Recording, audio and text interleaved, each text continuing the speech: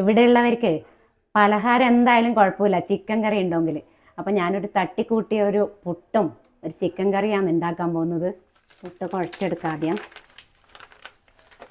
ഉപ്പിട്ട് കൊടുത്തിട്ട് കുറേശ്ശായിട്ട് വെള്ളമൊഴിച്ച് കുഴച്ചെടുക്കാം. ഇനി ഇതിൽ കുറച്ച് തേങ്ങയും കൂടി ഒന്നിച്ച് കൂട്ടി കുഴച്ചിട്ട് ആവിയിൽ പുഴുങ്ങിയെടുക്കുന്നതാണ് കേട്ടോ. ഒന്ന് കുഴച്ചെടുക്കുന്നു കേട്ടോ. കുറച്ച് നേരം അടച്ചു വെക്കാം. ചിക്കൻ കറിക്ക് അരപ്പ് തയ്യാറാക്കാൻ വേണ്ടി കുറച്ച് മല്ലിയില, ഇഞ്ചിയും പച്ചമുളകും കാന്താരി മുളകും വെളുത്തുള്ളിയും, ഇത് അണ്ടിപ്പരിപ്പിൻ്റെ പൊടി. അണ്ടിപ്പരിപ്പ് ഉണ്ടെങ്കിൽ അത് അരച്ചാൽ മതി.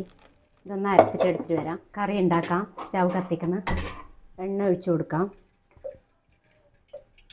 ഇതിലേക്ക് മുറിച്ച സവാള ചേർക്കാം.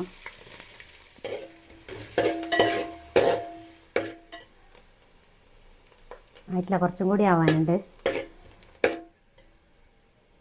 ഇനി ഇതിലേക്ക് ചിക്കൻ ചേർക്കാം.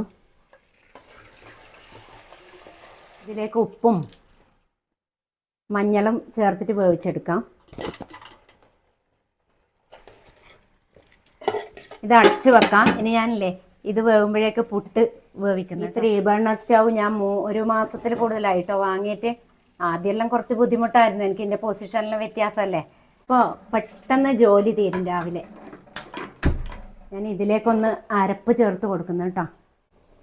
അതിനിടയിൽ ഒരു കാര്യം, നമ്മളെ KR മീരയുടെ കലാച്ചി ഉണ്ടല്ലോ, ഗംഭീര നോവലാണ് കേട്ടോ. പറ്റുമെങ്കിൽ വായിക്കണേ. ആവി വന്നിട്ടുണ്ട്. ഞാൻ ഇതിലേക്ക് ഇത് ഇട്ട് കൊടുത്ത് വേവിച്ചെടുക്കുന്നു. ചിക്കൻ കറി ആവുമ്പോഴേക്ക് പുട്ടും ആവും. അതിലേക്ക് കുറച്ച് ഉള്ളിയും ക്യാപ്സിക്കും കുറച്ച് വലുതായിട്ട് മുറിച്ചിട്ടൊന്ന് വഴറ്റിയിട്ട് അതിലേക്ക് ചേർക്കുന്നുണ്ട്. ഇതൊന്ന് വാടിയിട്ടുണ്ട്. ഞാൻ ഇതിലേക്ക് ചേർക്കുന്നു. മുളക് പൊടിയും കൂടി ചേർക്കാം. എന്നിട്ടൊന്ന് ഇളക്കിയെടുത്തിട്ട് ഓഫ് ചെയ്യാം. മല്ലിയില കുറച്ച് മുറിച്ചിട്ട് ഇടാം കേട്ടോ.